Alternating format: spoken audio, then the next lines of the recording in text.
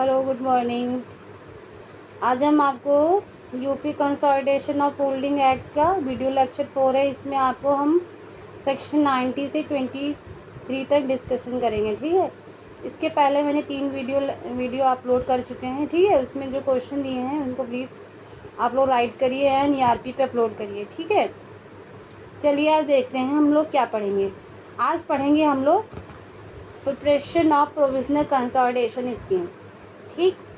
Provisional consolidation scheme क्या होता है, देखिए हमने पहले के लेक्चर में पढ़ा है कि कंसोलिडेशन क्या होता है, इसको कौन डिक्लेयर करता है, कंसोलिडेशन ऑपरेशन होता जहाँ है उसको करने के लिए कौन डिक्लेयर, उसके लिए एम्पावरमेंट किसकी होती है, स्टेट गवर्नमेंट करती है। उसका नोटिफिकेशन जारी होता है। नोटिफिकेशन जब जारी हो जाता है तो वो कंसोलिडेशन ऑपरेशन उस एरिया में शुरू हो जाता है। तो शुरू होने पे क्या क्या चीज़ें वहाँ पे चेंजेस होती हैं। पहले तो रिवाइज होता है मैप, जो सेक्शन 7 में बताया गया है। Field book and annual register को रिवाइज किया जाता है, जो बताया गया है सेक्शन 8A में, ठीक। फिर सेक्शन 8A क्या कहता है, वहाँ पे आपका प्रिंसिपल और स्टेटमेंट तैयार किया जाता है कि क्या क्या चीज़ें यहाँ पे रखी जाएंगी, ठीक है। कितना किसको कंपनसेशन दिया जाएगा, क्या राइट्स एंड लाइबिलिटीज़ होंगी टेन्योर होल्डर्स की। तो ये प्रिंसिपल और स्टेटमेंट ऑफ प्रिंसिपल है, उनको भी रिवाइज किया जाता है, ठीक है। फिर क्या ऑब्जेक्शंस हैं उस statement of principle revise map पे या रिवाइज फील्ड ऑफ बुक्स पे, ठीक है। क्या अपील है, ऑब्जेक्शन जो आएंगे, ऑब्जेक्शन होने के बाद उसको ACO या CO उसको डिस्पोज ऑफ करता है, लेकिन उसके बाद भी कोई पर्सन सेटिस्फाइड नहीं होता है तो उसकी अपील का प्रावधान दिया गया है। तो अपील की जाती है सेटलमेंट ऑफिसर को। जिस दिन से वो जजमेंट दिया गया होगा उसके 21 दिन के भीतर सेटलमेंट ऑफिसर को अपील की जा सकती है, ठीक है। तो ये हो गया आपका प्रीवियस लेक्चर का थोड़ा सा ब्रीफ, ठीक है। अब देखिए क्या हो गया, पहले रिवाइज मैप हो गया अंडर सेक्शन 7, फील्ड बुक तैयार हो गई, उसको रिवाइज कर लिया गया, ठीक है। एनुअल रजिस्टर तैयार कर लिया, प्रिंसिपल स्टेटमेंट भी तैयार कर लिया गया। अब क्या हुआ, इन सब के बेस पर जो भी ऑब्जेक्शन थे उनको डिस्पोज ऑफ करने के बाद, अपील को डिस्पोज ऑफ करने के बाद अब क्या हुआ, इन सब चीज़ों के बाद सब कुछ फाइनली वो क्या करेंगे, एक प्रोविजनल स्कीम तैयार करेंगे, ठीक है। अब बारी आती है प्रोविजनल स्कीम को तैयार करने की। तो देखिए सबसे पहले लिखा है कि जो प्रोविजनल स्कीम तैयार की जाएगी उसको भी बनाने के लिए कुछ कंडीशंस हैं, ठीक। अब ये कंडीशंस क्या हैं, देखिए कि इन्हीं कंडीशन को पूरा करते हुए ही कंसोलिडेशन ऑपरेशन किया जाएगा। अब देखिए क्या है, ए कंसोलिडेशन स्कीम शैल फुलफिल फॉलोइंग कंडीशन नेमली, ठीक। अब देखिए क्या इसमें बताया गया है। सबसे पहले उस स्कीम में क्या क्या मेंशन किया जाएगा, rights and liabilities of tenure holders, जो कहाँ रिकॉर्ड की गई थी, अंडर सेक्शन 8A में। जो एनुअल रजिस्टर तैयार किया गया था सेक्शन 8 के अकॉर्डिंग, वहाँ पे जो राइट्स एंड लाइबिलिटीज बताई गई थी उनको यहाँ पे रिकॉर्ड किया जाएगा, ठीक है।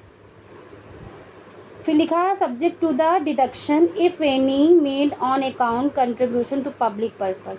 मान लीजिए किसी टेन्योर होल्डर ने कुछ पब्लिक पर्पस के लिए अपनी लैंड को दिया है तो उसको डिडक्ट करने के बाद जो लैंड अलॉट होगा उसको सिक्योर्ड किया जाएगा, ठीक है।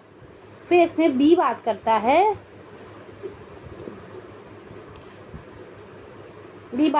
इसमें वैल्यूएशन ऑफ प्लाट, कि जो प्लाट्स हैं उसको वैल्यूएशन करने के बाद कैसे अलॉट किया जाएगा टू ए टेन्योर होल्डर्स, ठीक है। इसमें भी क्या होगा, मान लीजिए किसी ने अपनी ज़मीन कुछ पब्लिक पर्पस से दे रखी है, ठीक, कंट्रीब्यूट टू पब्लिक पर्पस, तो वहाँ पे क्या किया जाएगा, वैल्यूएशन ऑफ प्लाट जो होगा वो कैसे कंसिडर किया जाएगा, in equal to the valuation plot originally held by him.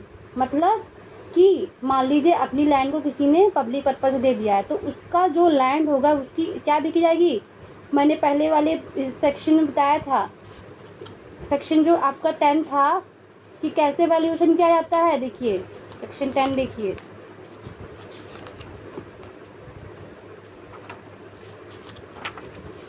Section 10 में भी बताया गया है, और आपका जो सेक्शन 8 था 8A, ठीक है, 8A और सेक्शन 9 सेक्शन 8A समझा का क्या किया गया है, वैल्यूएशन ऑफ प्लॉट को बताया गया कैसे कंसिडर किया था। तो वैल्यूएशन ऑफ प्लॉट को देखते हुए क्या किया जाएगा, उसकी प्रोडक्टिविटी देखी जाती है, प्लस लोकेशन देखी जाती है। अब लोकेशन ऑफ इरिगेशन फैसिलिटी, ये सब चीज़ें देखने के बाद उसका वैल्यूएशन किया जाता है। ठीक है, तो वैल्यूएशन ऑफ प्लॉट जो होता है, ओरिजिनल उसने लैंड जो पब्लिक पर्पस से दिया था, उसमें क्या क्या चीज़ें थी और उसको अब कौन सी लैंड दी जा रही है, उसको क्या किया जाएगा, इक्वली देखा जाएगा। ठीक है, उससे अलग प्लॉट उसको नहीं दिया जाएगा कहीं भी। ठीक है, फिर लिखा है provided that except with the permission of the director consolidation. ठीक है, द एरिया ऑफ होल्डिंग और holding allotted to a tenure holder shall not differ from the area of his original holding और holding by more than 25% of the latter. ऐसा तभी किया जाएगा जब consolidation officer की रजामंदी होगी। लेकिन मान लीजिए वहाँ पे किसी पर्सन को पहले जिसके पास जो ज़मीन थी वैसी सेम ज़मीन नहीं मिल रही है, तो वहाँ पे क्या किया जाएगा, उसको थोड़ा सा जो 25 यहाँ पर बोला गया है 25%। ठीक है, 25% के अकॉर्डिंग ही उसको प्लॉट दिया जाएगा कि थोड़ा सा मिला जुला प्लॉट उसको होना चाहिए। ठीक है, ऐसा भी नहीं कि बिल्कुल ही डिफरेंट प्लॉट दे दिया, वहाँ ना तो प्रोडक्टिविटी है ना इरिगेशन फैसिलिटी है, कुछ भी नहीं है, तो भी उसको ज़मीन दे दी गई। तो मान लीजिए उसकी जो खुद की ज़मीन थी जो उसने डोनेट कर दी है, मतलब सरकार को दे दी है पब्लिक पर्पज़ से, उसकी ज़मीन पे इरिगेशन फैसिलिटी भी थी, पेड़ पौधे भी थे, ठीक, प्रोडक्टिविटी बहुत अच्छी थी, उसमें से अगर कुछ भी उनको लगता है कि हमें देना चाहिए तो वो दे सकते हैं, लेकिन 25% तक ही। ठीक है, फिफ्थ आ गया है कंपनसेशन डिटरमाइन किया जाएगा। कंपनसेशन डिटरमाइन का मतलब ये है कि मान लीजिए किसी ने अपनी लैंड को पब्लिक पर्पस से दिया है, तो उस लैंड पे क्या कितने कुएं थे, कितने पेड़ थे, क्या फैसिलिटीज़ थी, उसका जो भी कंपनसेशन बनता होगा वो अवॉर्ड किया जाएगा, जो रूल फ्रेम किए गए होंगे इस एक्ट के अकॉर्डिंग।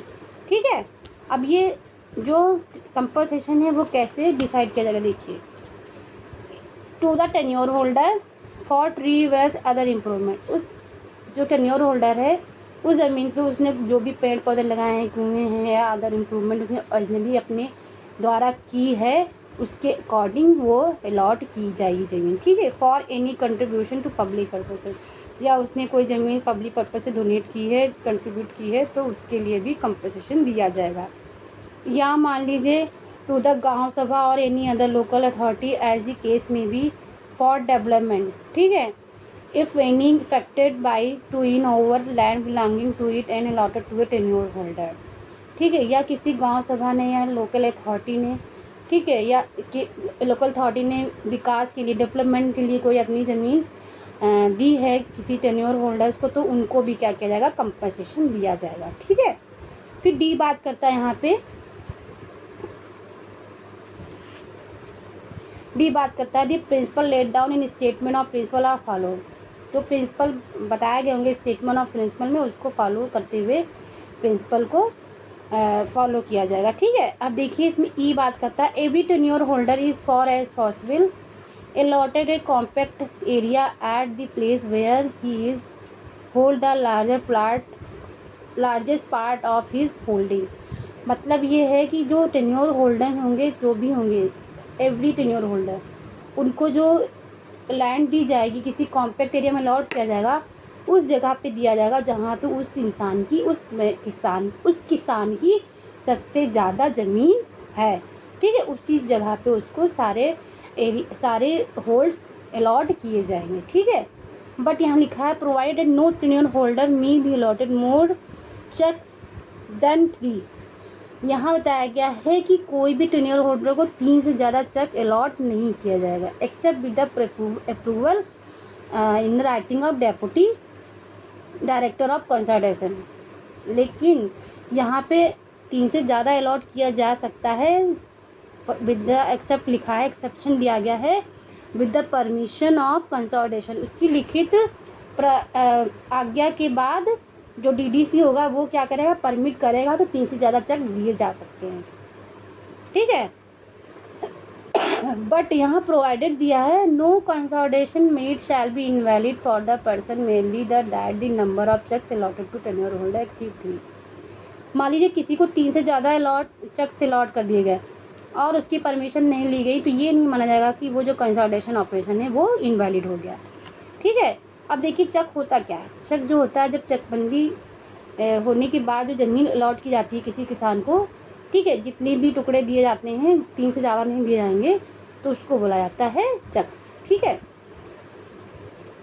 एफ क्या बात करता है, every tenure holder is for as possible allotted the plot in which on which exist his private sources of irrigation or any other improvement together with the area in the vicinity equal to valuation of the plots originally held by him there and मतलब ये है कि जो भी किसानों को जो allot किया जा रहा है होल्डर, वो क्या है, वो देखा जाएगा कि वहाँ पे ऐसे जगह पे अलॉट किया जाएगा जहाँ पे इरिगेशन फैसिलिटी होगी या अदर इम्प्रूवमेंट होंगी, उसी जगह पे उन टेन्योर होल्डर्स को ज़मीन जो है अलॉट की जाएगी, अन्यथा नहीं की जाएगी। ठीक है। वैल्यूएशन ऑफ प्लाट का मतलब जो सेक्शन 8 में पढ़ा था आपने, वो सब चीज़ें यहाँ पे मेंशन होंगी। ठीक है। फिर है every tenure holder is for as possible allotted chaks in conformity with the process of rectangulation in rectangular unit.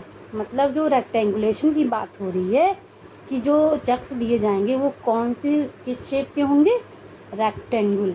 ठीक है। रेक्टेंगुलेशन इन द रेक्टेंगुलेशन यूनिट। ठीक है। और फिर इसमें आपका लास्ट क्लॉज 2 कहता है एक consolidation scheme before it is made final under section 23 shall provisionally drawn up in accordance with the provision of section 19A। देखिए अब क्या है, जब प्रोविजनल स्कीम तैयार होने से पहले अब क्या है, सेक्शन 23 में जो प्रोविजनल स्कीम तैयार होगी उसको कंफर्म कर दिया जाता है।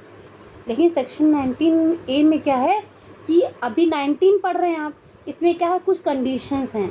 ठीक, कंडीशन को देखते हुए अब क्या किया जाएगा, सेक्शन 19A में एक प्रोविजनल स्कीम तैयार की जाएगी। अब देखिए सेक्शन 19A में तैयारी होगी प्रोविजनल स्कीम की। ठीक है। और 23 में उसको कंफर्म कर दिया जाएगा। ठीक है। अब देखिए क्या होगा सेक्शन 19A में।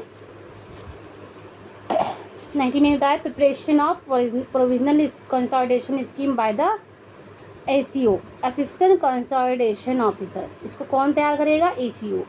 ठीक, बहुत इंपॉर्टेंट चीज़ है, कौन तैयार करेगा इसको, ACO। ठीक है। इसकी कंसर्न मिलने के बाद कंसोलिडेशन कमेटी की कंसर्ट से वो क्या करेगा, प्रिपेयर इन प्रेस्क्राइब फॉर्म, एक फॉर्म होगा प्रेस्क्राइब फॉर्म, उसको देखते हुए प्रोविजनल स्कीम तैयार की जाएगी। ठीक, प्रोविजनल कंसोलिडेशन स्कीम तैयार की जाएगी। अब देखिए इसमें क्लॉज 2 क्या कहता है, not with standing,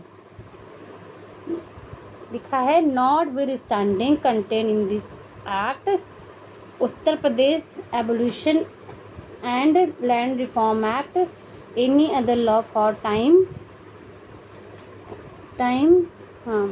being enforced, it shall be lawful for the assistant consolidation where when it is necessary expedient so do allot to tenure holder। अभी बताया गया है कि इस एक्ट के तहत या जो UPZLR एक्ट दिया है या एनी अदर लॉ, ठीक, उसके अंतर्गत क्या किया जाएगा, कोई भी लैंड होगी तो वो टेन्योर होल्डर को भी अलॉट की जा सकती है।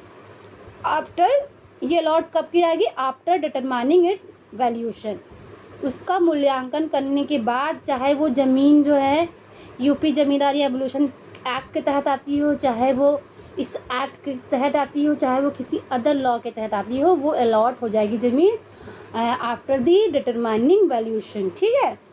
फिर लिखा है any land belonging to state government, इसके अलावा जो कोई ज़मीन है वो किसकी है, स्टेट गवर्नमेंट की है, या लैंड वेस्टेड गांव सभा या किसी गांव सभा में वेस्टेड हो चुकी है, या अदर लोकल अथॉरिटी, तो उसका रिजल्ट क्या होगा, as a result of notification issued under section 170 या किसी section 170A UP zamindari abolition act के तहत है, तो उन सब की ज़मीन को भी क्या कर सकती है हमारी कंसोलिडेशन ऑफिसर जो होगा उसको प्रोविजनल स्कीम में उसको ईयर मार्क करेगा।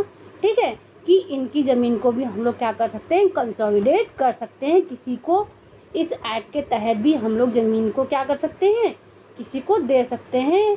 मीन्स कंसोलिडेशन ऑपरेशन के तहत उनको भी लाया जा सकता है। ठीक है, पर्पस क्या दिया है इसमें, provided that where any such land is use for public purpose. मान लीजिए कोई ऐसी लैंड है जो पब्लिक पर्पस यूज हो रही, it shall be allotted only after the ACO। अब क्या है, कोई ज़मीन ऐसी जो और पहले से ही किसी पब्लिक पर्पस यूज हो रही है तो उसको भी क्या किया जाएगा, टेन्योर कंसोलिडेशन ऑपरेशन में मेंशन किया जाएगा और उसको ईयर मार्क किया जाएगा और उसको अलॉट, उस ज़मीन को अलॉट करने के लिए ACO खुद क्या करेगा, उसकी परमिशन देगा, वो खुद अलॉट करेगा। डिक्लेयर हैज़ राइटिंग, वो भी राइटिंग में डिक्लेयर करने के बाद। ठीक है, it is propose to transfer the rights and liability, चाहे उस ज़मीन पे किसी गवर्नमेंट का राइट हो या किसी इंडिविजुअल पर्सन का राइट्स हो, वो क्या करेगा, अपनी लिखित मतलब अपनी लिखित आज्ञा के अनुसार वो क्या कर सकता है, उस लैंड को भी अलॉट कर देगा टू द टेन्योर होल्डर्स। ठीक है, फिर इसमें आता है आपका सेक्शन 20। अब क्या होगा, जब प्रोविजनल स्कीम तैयार हो जाएगी अब उसको पब्लिश किया जाएगा। ठीक, पब्लिश होने के बाद इसमें सेक्शन 20 आता है पब्लिश होने के बाद वो स्कीम क्या होगी, उसका नोटिफिकेशन दिया जाएगा। ठीक, उसको एक यूनिट में पब्लिश कराया जाएगा। ठीक, पब्लिश होने के बाद देखिए पब्लिकेशन दिया गया है upon the preparation of provisional consolidation scheme. ठीक, इसमें क्या है कि जो सेक्शन 11 है,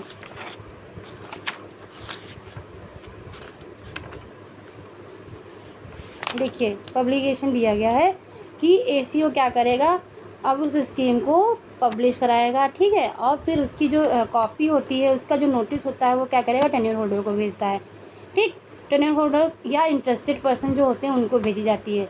फिर इसको इस कंसोलिडेशन स्कीम को उस यूनिट में पब्लिश किया जाता है। यूनिट का मतलब है विलेज या विलेज पार्ट। ठीक है, फिर क्या होगा, फिर मान लीजिए उस स्कीम को लेके किसी को कोई ऑब्जेक्शन होता है, क्लॉज 2 ऑब्जेक्शन की बात करता है। मान लीजिए उस नोटिफिकेशन से किसी को ऑब्जेक्शन है या उस स्कीम को लेकर कोई ऑब्जेक्शन क्लेम करना है, तो उस क्लेम की जो फाइल होती है, फाइल कर किसको की जाएगी, इसमें लिखा है विदिन 15 डेज़। ठीक है, जिस दिन से वो नोटिस जारी किया गया होगा, चाहे वो टेन्योर होल्डर को हो या वो नोटिस जो है पब्लिश किया गया होगा, उसके 15 दिन के भीतर क्या किया जा सकता है, वो टेन्योर होल्डर अपने क्लेम फाइल कर सकता है। ये क्लेम किसको फाइल करेगा, ACO या कंसोलिडेशन ऑफिसर, जो क्लॉज 2 में लास्ट लाइन दी है उसको फाइल किया जाएगा विदिन 15 डेज़ में। अब क्या किया जाएगा कि जो भी क्लेम किया गया है, ऑब्जेक्शन क्लेम किया गया है, फिर ठीक है 19A के अकॉर्डिंग या 20 में, तो उसको देखते हुए 15 डेज़ के अंदर जो स्टेटमेंट सामने आए हैं उसमें सब कुछ मेंशन कराया जाएगा कि ये जो ऑब्जेक्शन होंगे वो किससे संबंधित हो सकते हैं, इंटरेस्ट और राइट्स ऑफ लायबिलिटी से। ठीक है, इनको भी 15 दिन के भीतर ACO या CO को फाइल किया जाएगा। अब देखिए ये तो फाइल हो गया, अब इस डिस्पोज ऑफ करने की बात आती है। डिस्पोज कौन करेगा, 21 में आते हैं डिस्पोजल और objection to the provisional consolidation scheme. उस स्कीम को लेके कोई ऑब्जेक्शन था तो उसको 20 में किया गया, अब उसको डिस्पोज कौन करेगा, all objection receive by ACO ने उसको रिसीव किया। अब इसको कौन देखेगा, ट्राई करेगा, आफ्टर एक्सपायरी ऑफ पीरियड, जो एक्सपायरी पीरियड कितनी दी गई थी, 15 दिन की। ठीक है, 15 दिन के बाद वो सारे जो इसको क्लेम मिले थे वो क्या किए जाएंगे, डिस्पोज किए जाएंगे और ये सबमिट किया जाएगा। जो भी उसके पास स्टेटमेंट आई थी ऑब्जेक्शन से संबंधित, वो सारी रिपोर्ट जो है CO को दी जाएंगी। CO क्या करेगा, उसको अपने हिसाब से डिस्पोज ऑफ करेगा। ठीक है, क्लॉज 2 कहता है या कोई एनी एग्रीव पार्टी है, अगर वो कंसोलिडेशन ऑफिसर को क्या करती है, माने जो कंसोलिडेशन ऑफिसर है उसने ऑब्जेक्शन फाइल किए गए थे, CO ने क्या किया, उसको डिस्पोज ऑफ किया। अब मान लीजिए CO के ऑर्डर से कोई सेटिस्फाइड नहीं है, खुश नहीं है, तो वहाँ पे क्या किया जाएगा, क्लॉज 2 में विदिन 15 डेज, विदिन 15 दिन के अंदर क्या कर दिया जाता है, अपील की जाती है। अपील का प्रावधान दिया गया है, 15 दिन के अंदर सेटलमेंट ऑफिसर को अपील की जाएगी। ठीक है, और फिर सेटलमेंट ऑफिसर का जो डिसीजन ऑर्डर होगा वो फाइनल माना जाएगा। ठीक है, लेकिन जब भी अपील सुनी जाएगी तो सेटलमेंट ऑफिसर क्या करेगा, अपने हिसाब से पहले उस एरिया में क्या करेगा, एक लोकल इंस्पेक्शन कराएगा। उस लोकल इंस्पेक्शन कराने के बाद ही अपील फिर डिसीजन दिया जाएगा। ठीक है, लिखा है कि क्लॉज 4, इसी में आपका आता है क्लॉज 4। क्लॉज 4 ध्यान से देखिए,